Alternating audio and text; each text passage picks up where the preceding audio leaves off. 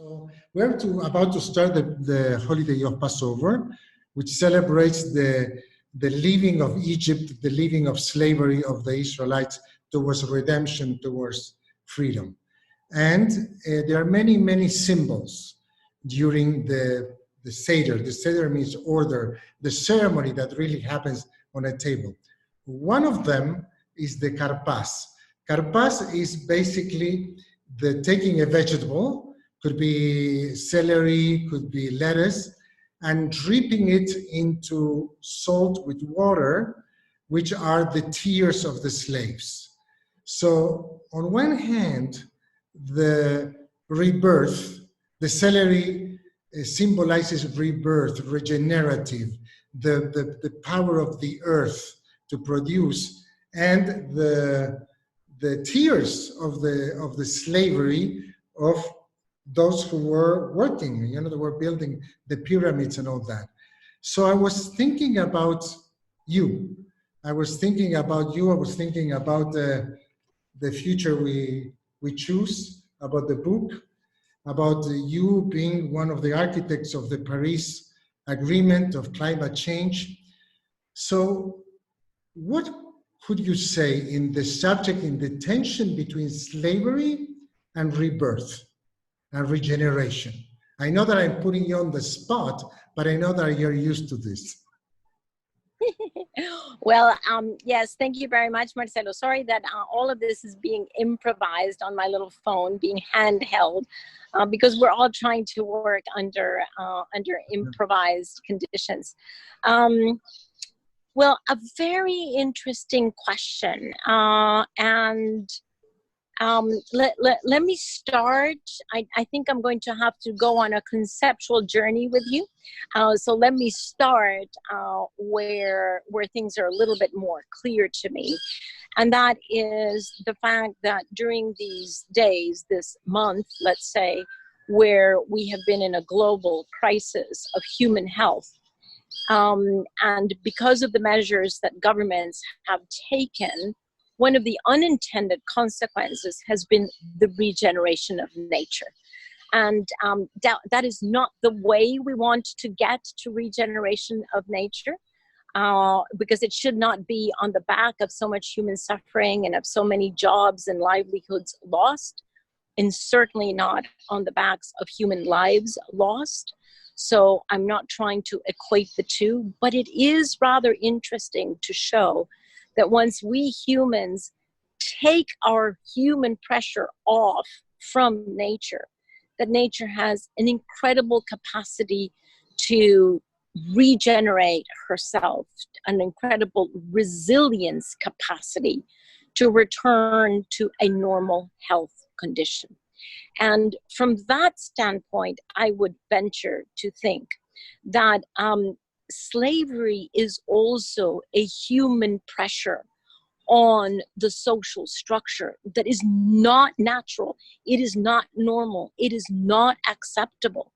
And once we remove that, right, we have seen how we as a humanity have been able to reduce at least institutionalized slavery.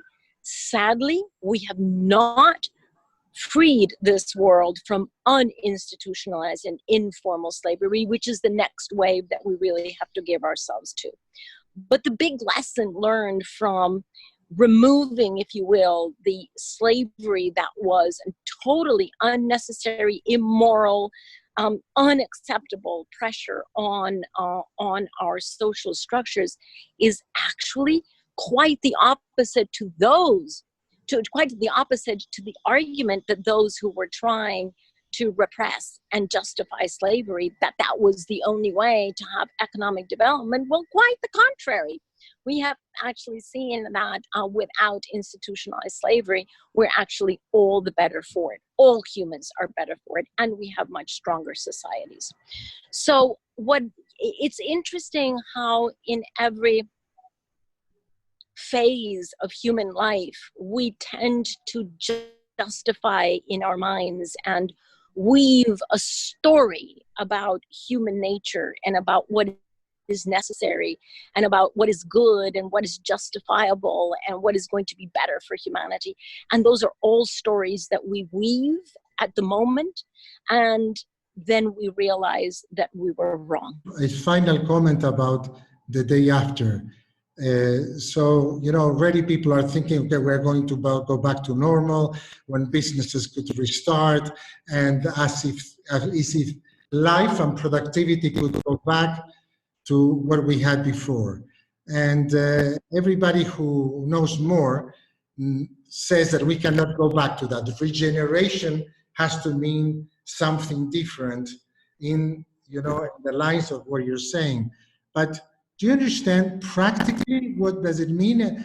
And I am asking this to the daughter of a president of Costa Rica who abolished the army and he took a radical change to define what it could be possible for a country. So I understand in theory. Do you understand in practice? What does it mean for the people who have restaurants, who have businesses, who have a way of doing life?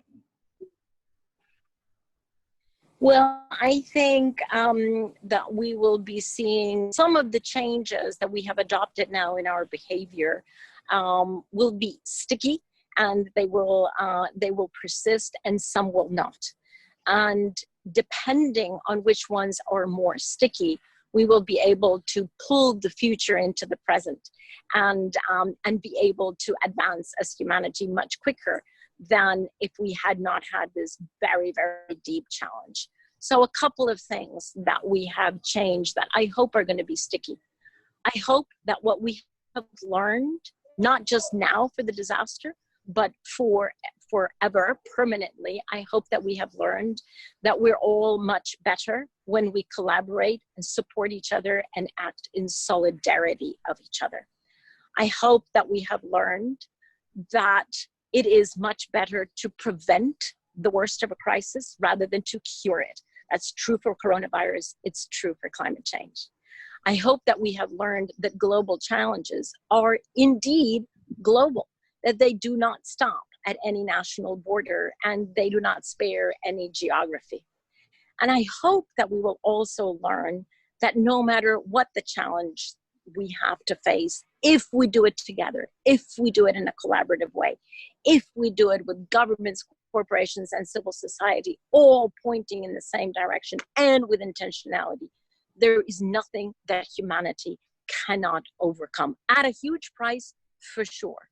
But humanity can overcome even the worst of all challenges, which currently is climate change. Because coronavirus, painful as it is, terrible, destructive, paralysis of the economy that we have had, but it is sadly only a bitter foretaste of what we could have upon us if we do not act on climate change in a timely fashion. So I certainly hope that we have learned all those lessons. And on a practical measure, Marcelo, I certainly hope that we have learned that we don't always have to travel to do what we want to do or need to do. I hope that the fact that we are now not commuting on a daily basis, that so many of us are working from home, that we are improvising with our little phones, I hope that we will realize that we can actually have the impact and do the exchanges that we want in a much better way without all of that transport. And of course, I hope that one of the very, very sticky behaviors is going to be that we will cut down on international travel for work, for sure. Christiana, thank you so much. Thank you so much for your love, for your wisdom, and God willing, hopefully maybe next year you will celebrate Pesach with us here in the Deco Villa. So I really, really appreciate, I know how busy you are. For those of you who are going to be watching, you have to read this book, the latest book that Christiana has written with her partner in the climate change agreement, Paris Agreement, Tom Rivet-Carnac, and to be continued. Thank you so much for your love and your caring and your amazing work. Thank you.